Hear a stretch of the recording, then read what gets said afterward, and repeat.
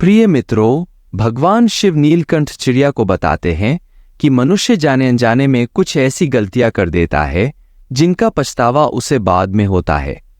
जब उसे अपनी गलतियों का एहसास होता है तब बहुत देर हो चुकी होती है और तब तक वह सब कुछ गंवा चुका होता है। नीलकंठ चिड़िया भगवान शिव से पूछती है, हे प्रभु, मनुष्य की ऐसी कौन कौन सी गलतियां हैं जो उसे बर्बाद कर देती हैं और जिनसे वह दुखों के सागर में डूब जाता है। तब भगवान शिव कहते हैं, हे नीलकंठ चिड़िया, आज मैं तुम्हें मनुष्य की बर्बादी के 3 प्रमुख कारण बताऊंगा। जिस मनुष्य में ये तीनों दोष होते हैं उसका नाश निश्चित है। मैं तुम्हें एक कथा के माध्यम से बताऊंगा कि मनुष्य की वह कौन सी 3 गलतियां हैं जो उसे विनाश के द्वार पर ले जाती हैं। भगवान शिव कहते हैं, नीलकंठ चिड़िया, जो भी मनुष्य इस कथा को पूरा सुनता है उसके घर में सुख शांति सदैव बनी रहती है। उस घर में कभी धन की कमी नहीं होती। मैं और पार्वती उस घर के मंदिर में सदैव निवास करते हैं। प्रिय भक्तगणों, भगवान शिव नीलकंठ चिड़िया को बताते हैं कि बहुत समय पहले की बात है। एक नगर में एक धनी सेठ गंगाधर रहा करता था। उसके पास सभी प्रकार की सुख सुविधाएं थीं, लेकिन उसकी कोई संतान नहीं थी। संतानहीनता के दुख में वह हमेशा चिंतित रहता था। एक दिन गंगाधर के घर एक साधु आए। गंगाधर और उसकी पत्नी ने साधु की बहुत सेवा की। इससे प्रसन्न होकर साधु ने आशीर्वाद देते हुए कहा, सुखी रहो। लेकिन गंगाधर ने साधु से कहा, हे साधु महाराज, हम कैसे सुखी रह सकते हैं? हम वर्षों से दुख भोग रहे हैं। हमारी कोई संतान नहीं है, इसी कारण हम सदैव दुखी रहते हैं। हम भी चाहते हैं कि हमारा एक तेजस्वी पुत्र हो। ऐसा कहकर गंगाधर साधु के सामने रोने लगा। जब साधु ने ऐसा देखा तो उन्होंने अपनी पोटली से एक फल निकाला और कहा, इसे लो, यह फल तुम अपनी पत्नी को खिला दो, जिससे तुम्हें एक गुणवान पुत्र की प्राप्ति होगी। ऐसा कहकर साधु वहां से चले गए। गंगाधर ने भगवान का नाम लेकर उस फल को अपनी पत्नी को खिला दिया। फल खाने के कुछ महीने बाद गंगाधर की पत्नी गर्भवती हो गई। अब गंगाधर ने बड़ी प्रसन्नता के साथ अपनी पत्नी का बहुत ख्याल रखा। एक दिन गंगाधर के घर पर एक पुत्र का जन्म हुआ। गंगाधर अपने पुत्र के जन्म से बहुत खुश था। उसने पूरे नगर में मिठाई बांटी और अब उसकी खुशी का ठिकाना नहीं रहा। गंगाधर ने अपने पुत्र का नाम दीनदयाल रखा। जल्द ही दीनदयाल बड़ा हो गया और गंगाधर ने दीनदयाल को विद्यालय भेजने का निर्णय लिया ताकि वह पढ़ लिख कर एक विद्वान बन सके। दीनदयाल की उम्र ज्यादा नहीं थी, लेकिन गंगाधर ने छोटी उम्र में ही अपने पुत्र को विद्यालय भेज दिया। विद्यालय में दीनदयाल ने अच्छी शिक्षा ग्रहण की। वह अपने गुरु की हर आज्ञा का पालन करता। इससे वह वहां का सबसे बुद्धिमान विद्यार्थी बन गया। विद्यालय में दीनदयाल ने सारे वेद, पुराण और शास्त्रों का अध्ययन किया और बड़ा विद्वान बन गया। गुरु भी दीनदयाल से बहुत खुश थे कि उसने छोटी उम्र में ही सारा ज्ञान हासिल कर लिया। भगवान शिव ने कहा, हे नीलकंठ चिड़िया, समय का बदलाव अचानक होता है और इसका पूर्वानुमान कोई नहीं कर सकता।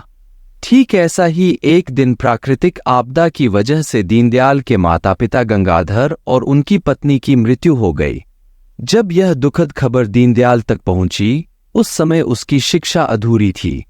माता पिता के असमय वियोग और सारी संपत्ति के नष्ट होने की खबर सुनकर दीनदयाल का मन संसार के मोहमाया से उदास हो गया।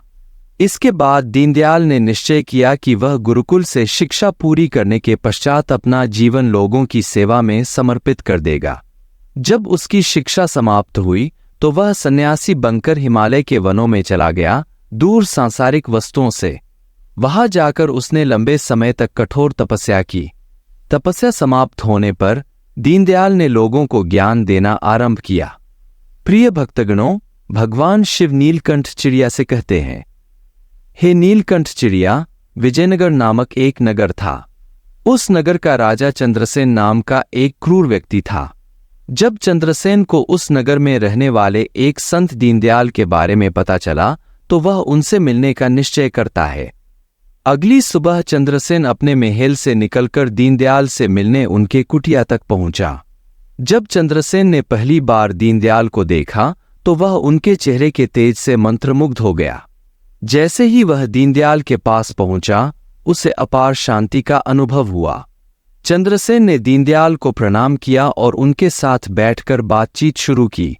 पहली मुलाकात में ही दीनदयाल के व्यक्तित्व से चंद्रसेन इतना प्रभावित हुआ कि उसने अच्छाई की राह पर चलने का निश्चय कर लिया।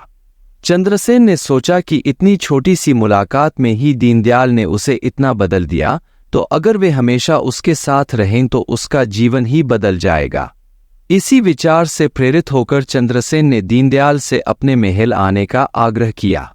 दीनदयाल चंद्रसेन के आग्रह को ठुकरा नहीं सके और राजमहल जाने को राजी हो गए।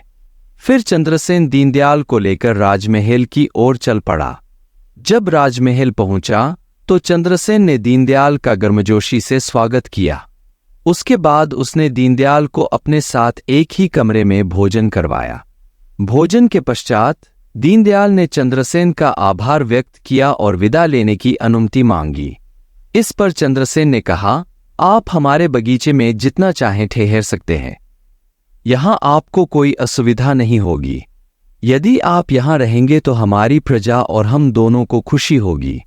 चंद्रसेन के आग्रह पर दीनदयाल ने उसका प्रस्ताव स्वीकार कर लिया। इसके बाद चंद्रसेन ने सेवकों को आदेश दिया कि दीनदयाल के लिए बगीचे में रहने और भोजन की व्यवस्था की जाए। सेवकों ने चंद्रसेन के आदेशानुसार एक सुंदर कुटिया बनाई। दीनदयाल उसी कुटिया में रहने लगे। वर्षों तक वहां रहते हुए चंद्रसेन ने उनकी अच्छी सेवा की। एक दिन राजा चंद्रसेन अपनी पत्नी के साथ अपने साले के विवाह में शामिल होने के लिए चले गए। इसलिए उन्होंने दीनदयाल की सेवा के लिए एक सेवक को नियुक्त किया। लेकिन राजा के जाने के कुछ ही दिन बाद वह सेवक महल आना बंद कर दिया और कभी वापस नहीं लौटा। जब राजा वापस आए तो दीनदयाल ने क्रोधित होकर उन्हें फटकार लगाई और कहा कि यदि वे अपनी जिम्मेदारी निभा नहीं सकते तो उसे क्यों उठाते हैं। तब चंद्रसेन ने दीनदयाल से क्षमा मांगते हुए कहा, हे गुरुदेव, अगर मेरी कोई भूल हुई हो तो उसके लिए मैं आपसे क्षमा चाहता हूं। मुझे क्षमा कर दीजिए और अपना क्रोध शांत कीजिए। कृपया बताइए कि आपको क्या कष्ट हुआ है। इस पर दीनदयाल ने कहा, आपके जाने के बाद मुझे यहां किसी ने भोजन नहीं दिया और मैं कई दिनों तक भूखा रहा। मुझे यहां आने पर किसी ने मेरा हाल तक नहीं पूछा। यह सुनकर राजा चंद्रसेन ने फिर से दीनदयाल से क्षमा मांगी और कहा, हे गुरुदेव, आज के बाद ऐसी कोई गलती नहीं होगी। प्रिय भक्तगणों, भगवान शिव नीलकंठ चिड़िया से कहते हैं, हे नीलकंठ चिड़िया। इसके बाद दीनदयाल शांत हो गया। उसी रात्रि को राजा चंद्रसेन ने अपने महल में एक भव्य उत्सव का आयोजन किया जिसमें अनेक सुंदर स्त्रियां उपस्थित थीं। दीनदयाल सभी स्त्रियों को बड़े मनोहारी भाव से देख रहा था, जैसे उसका संत भाव कहीं खो गया हो। इसके बाद दीनदयाल के मन में कामवासना जागृत हो गई। राजा चंद्रसेन ने भी संत दीनदयाल को कोई भी शिकायत करने का अवसर नहीं दिया और उसकी पूरी सेवा की। हे नीलकंठ चिड़िया, अब तुम इस कथा को बड़े ध्यान से सुनो। मनुष्यों के ये दोष उनके लिए कितने हानिकारक हैं। कुछ दिनों बाद राजा चंद्रसेन को फिर किसी आवश्यक कार्य से अपने राज्य से बाहर जाना पड़ा। लेकिन इस बार जाने से पहले चंद्रसेन ने अपनी रानी से कहा कि जब तक वह वापस न आए तब तक वह खुद ही दीनदयाल की देखभाल करे। यह सुनकर रानी ने कहा, जी महाराज, आप निश्चिंत होकर जाइए, मैं संत दीनदयाल की अच्छी तरह सेवा करूंगी। इसके बाद रानी हर रोज भोजन बनाकर दीनदयाल को भेजती। लेकिन दीनदयाल के मन में कामवासना ने घर जमा लिया था। अब वह ईश्वर की भक्ति छोड़कर केवल सुंदर स्त्रियों के बारे में सोचने लगा था। एक दिन राजा चंद्रसेन की रानी नहाने गई और संत दीनदयाल को भोजन देना भूल गई। दीनदयाल ने लंबे समय तक भोजन का इंतजार किया, लेकिन जब भोजन नहीं आया तो वह सोचने लगा कि आज खाना क्यों नहीं आया। फिर वह खुद जाकर देखने का निर्णय लिया कि आखिरी अभी तक खाना क्यों नहीं आया। वह महल पहुंचा। जब वह अंदर गया तो उसकी नजर रानी पर पड़ी। रानी के लंबे घने काले बाल जो उसकी सुंदर कमर पर लहरा रहे थे, उसकी खूबसूरत आंखें जो किसी को भी मोहित कर सकती थीं, उसकी हिरनी जैसी चाल और उसके पंखुड़ियों जैसे होंठ। रानी के सुंदर रूप को देखकर दीनदयाल चकित रह गया। रानी की सुंदरता ने दीनदयाल के मन में वासना जगा दी और वह बिना कुछ कहे अपने कुटिया में लौट गया। दीनदयाल रानी की सुंदरता से इतना प्रभावित हुआ कि वह खाना पीना छोड़कर अपनी कुटिया में पड़ा रहने लगा। कई दिनों तक अपने विचारों में डूबा रहने की वजह से वह बहुत कमजोर हो गया। जब चंद्रसेन वापस लौटे और दीनदयाल की हालत का पता चला तो वे सीधे उनसे मिलने गए और पूछा, गुरुदेव, आपको क्या हुआ है? आप इतने कमजोर कैसे हो गए? दीनदयाल ने कहा, नहीं राजन, आपसे कोई गलती नहीं हुई। चंद्रसेन ने कहा, तो फिर बात क्या है? मुझे बताइए, मैं आपकी परेशानी जरूर दूर करूंगा।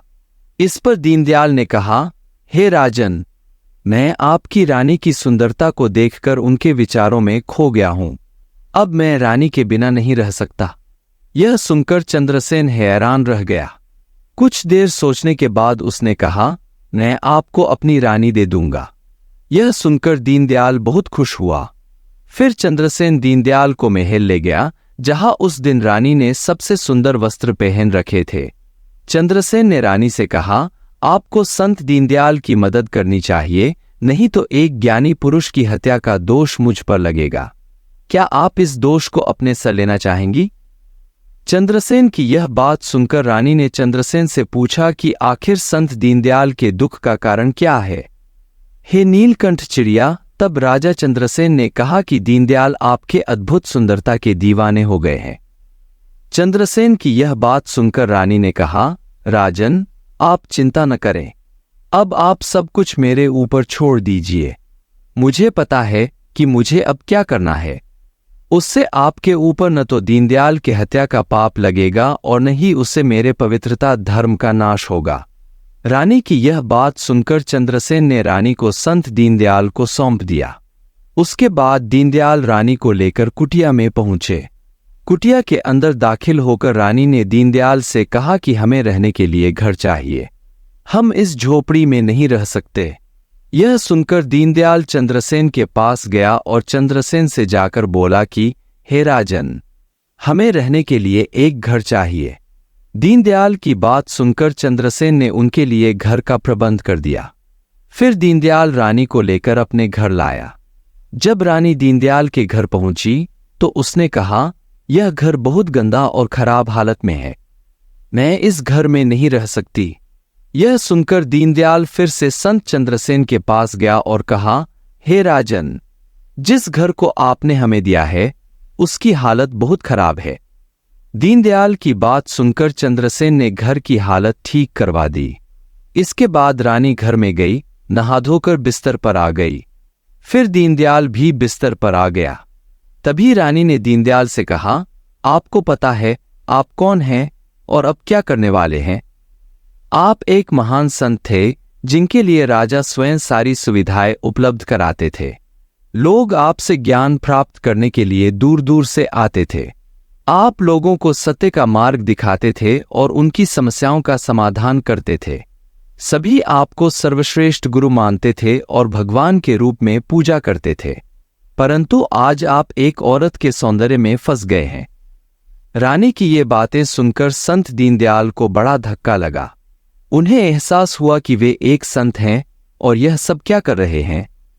वे तो सारी सुख सुविधाओं को छोड़कर शांति की खोज में वन में चले गए थे।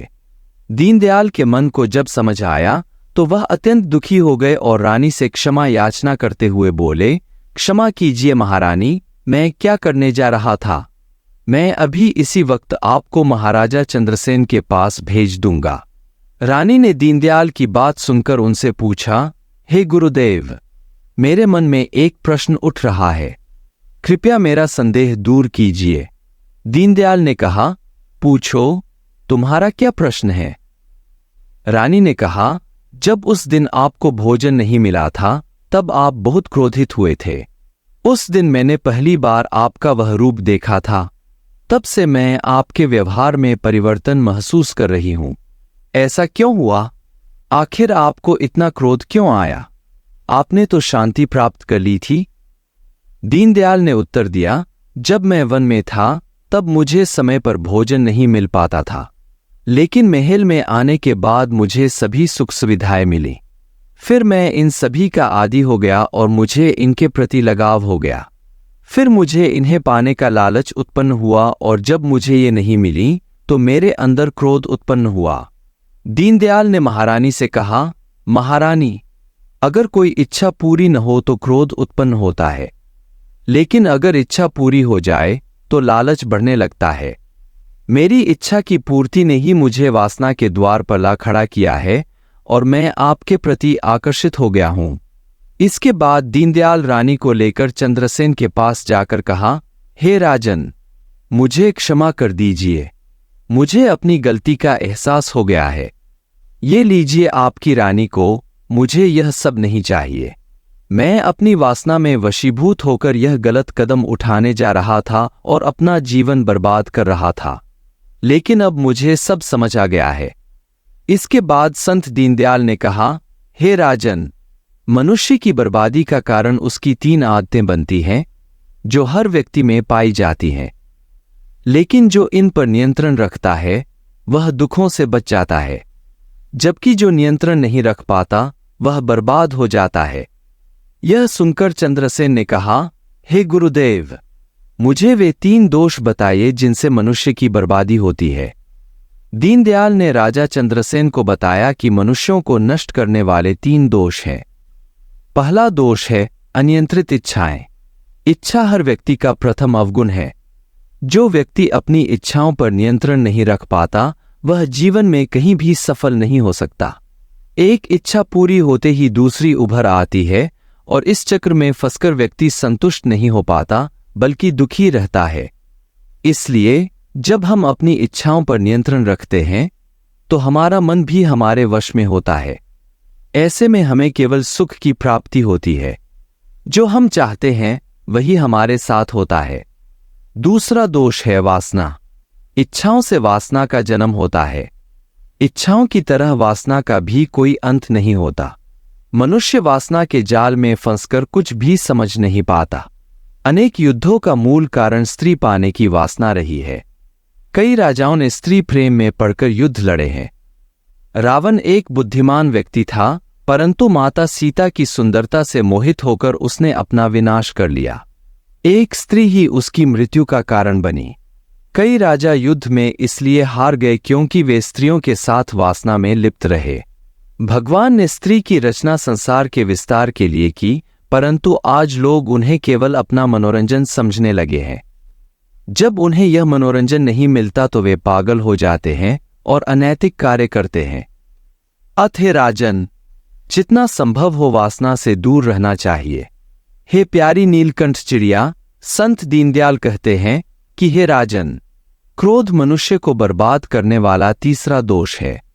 जब व्यक्ति की वासनाएं पूरी नहीं होती तो उसमें क्रोध पैदा हो जाता है और क्रोधित व्यक्ति पर नियंत्रण नहीं रहता। वह क्रोध में कई गलत निर्णय ले लेता है। वह दूसरों को गालियां देता है और जब क्रोध शांत होता है तो पछताता है, लेकिन तब तक सब कुछ बर्बाद हो चुका होता है। क्रोध के कारण मनुष्य के अच्छे काम भी बिगड़ जाते हैं। क्रोध से व्यक्ति अंदर से कमजोर हो जाता है और एक कमजोर व्यक्ति जीवन में कुछ नहीं कर सकता, उसे कभी सफलता नहीं मिलती। प्रिय भक्तगणों, उसके बाद भगवान शिव नीलकंठ चिड़िया को कहते हैं, हे नीलकंठ चिड़िया।